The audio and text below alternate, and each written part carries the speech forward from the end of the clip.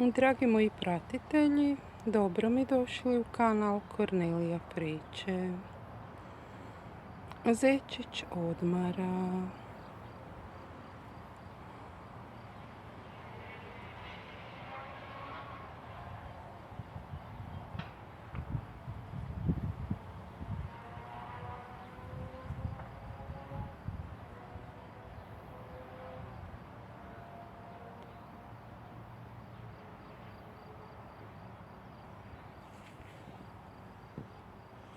Debeljuškast je i previše miran.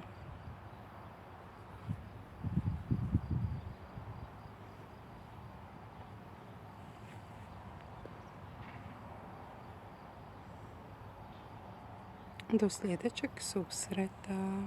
Bog!